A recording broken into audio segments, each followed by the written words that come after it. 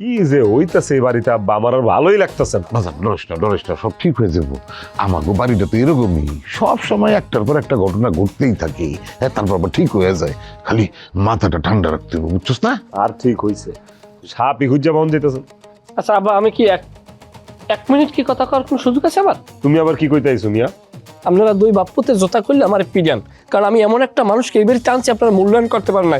যেই লোকটা আনছি ওনার কারামতের কোনো শেষ নাই। ওনার নামে প্রত্যেক বছর 15ই চত্তির 250 মন খিচুড়ি রান্না করে খাওয়ানো হয়। সেই লোকটা এই বাড়ির উঠানে।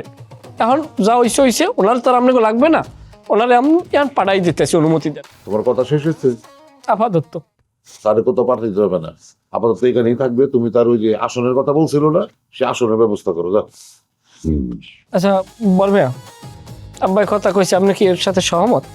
সমর টমর জানি না, যা মন চাই করো, দেখি কি হয়, যাও। আপনার কথা তো ক্লিয়ার পাইলাম না, আমি সহমত পাইলাম না, বাংলা মতো পাইলাম না, কি আনাম তো। আব্বা ওরে যাইতে কোনো আমার সামনে থেকে, আমি কিন্তু যে কোনো সময় আব্বা আমার ধৈর্য শক্তি বাদ ভেঙে দিতেছে, আমি যে কোনো সময় তোর মা। আর যাও তো, যাও, তুমি ধরো বসার ব্যবস্থা করো। তোর বাইরে আমার বেয়াজ জাতি করে।